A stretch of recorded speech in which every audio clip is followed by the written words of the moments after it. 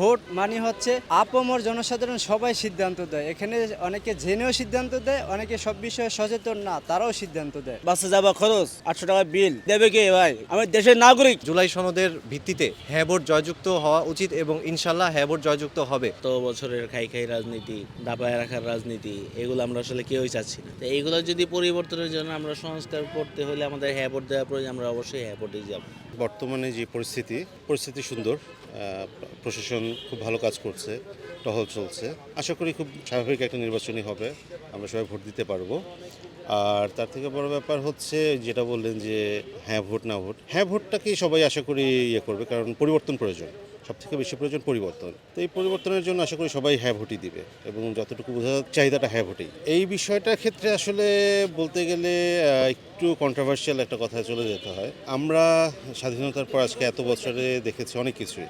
জামাতকে আজ পর্যন্ত কখনোই নির্বাচনে জয় হয়নি বা নির্বাচনে খুব ভালো কিছু করতে পারেনি। বাট জামাতের তারা যেভাবে কাজ করেছে হয়তোবা সেটার প্রতিফলনই হচ্ছে এই ছাত্র সংসদের যে নির্বাচনগুলো। বিএনপির ক্ষেত্রে বলবো যে বিএনপি অনেকবারই নির্বাচনে জিতেছে, সরকার গঠন করেছে, এই পর্যন্ত অনেক কিছুই ওরা করেছে। বাট তাদের কিছু ব্যাড রেপুটেশনও ছিল। তো আশা করব যে তারা সেটা ওভারকাম করে আসবে। এটা ওভারকাম করতে পারলে তাদের যে রেপুটেশনগুলো খারাপের ছিল সেগুলো ঠিক হয়ে যাবে আশা করি। বাকিটা নির্বাচনেই বোঝা যাবে যে কার কতটুকু।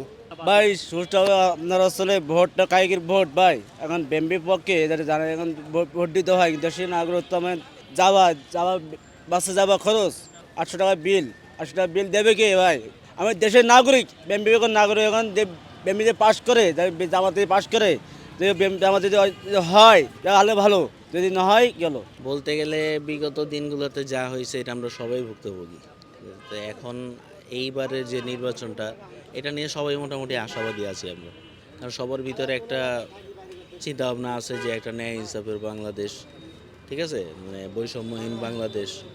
সবচেয়ে বড় ব্যাপার হচ্ছে যে আমাদের এখানে সুনাগরিক যে ব্যাপারটা, নাগরিক সেবার যে ব্যাপারটা, এইগুলো আসলে বাস্তবায়ন হওয়া জরুরি। আশা করতেছি এবার নির্বাচনটা আমরা ইনশাল্লাহ উৎসবমুখর পরিবেশেই সম্পন্ন করতে পারবো। আশা তো করতেছি এখন আমরা সংস্কার চাই সবাই, কারণ এত বছরের খাই খাই রাজনীতি, দাপায় রাখার রাজনীতি, এগুলো আমরা আসলে কেউই চাচ্ছি না। তো এইগুলো যদি পরিবর্তনের জন্য আমরা সংস্কার করতে হলে আমাদের হ্যাঁ ভোট দেওয়া প্রয়োজন, আমরা অবশ্যই হ্যাঁ ভোটেই যাব।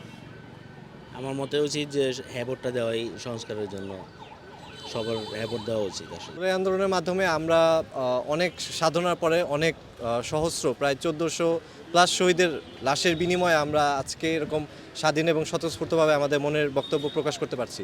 তো সেই জায়গা থেকে দাঁড়িয়ে আমি যদি পার্সোনালি মতামত দিতে চাই ইয়াং জেনারেশনের পক্ষ থেকে, আমি মনে করি জুলাই সনদের ভিত্তিতে হ্যাঁ ভোট জয়যুক্ত হওয়া উচিত এবং ইনশাল্লাহ হ্যাঁ ভোট জয়যুক্ত হবে। যার পরিপ্রেক্ষিতে আমি বলতে পারি যে বাংলাদেশে ইনশাল্লাহ পরবর্তী সময়ে যেই সরকারি আসুক না কেন, কেউ আর শেখ হাসিনার মতো স্বৈরাচারী আচরণ করতে পারবে না, বা নিজেদের ইচ্ছা মতো যে কোনো রকম আইন সৃষ্টি করে যে কাউকে ধরপাকড়, গুম খুনের রাজনীতি বাংলাদেশে আর চলবে না ইনশাল্লাহ। বিগত বছরের যেই কয়েকটি নির্বাচন বাংলাদেশে হয়েছে সেই তুলনায় বাংলাদেশের রাজনৈতিক ইতিহাসে 1971 সালের পরবর্তীতে এটি হবে সবচেয়ে সুষ্ঠুতম নির্বাচন।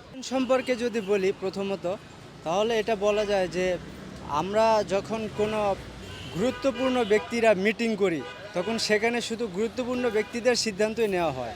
আর ভোট মানে হচ্ছে আপামর জনসাধারণ সবাই সিদ্ধান্ত দেয়। এখানে অনেকে জেনেও সিদ্ধান্ত দেয়, অনেকে সব বিষয়ে সচেতন না, তারাও সিদ্ধান্ত দেয়। সুতরাং এই বিষয়টা যে যার মতো করে দিবে তাতে বলার কিছু নেই। তো অতীতে দিতে পারে নাই, এখন এই স্বাধীনতাটা পাইতেছে যে দিতে পারবে, তো এটা বড় কিছু।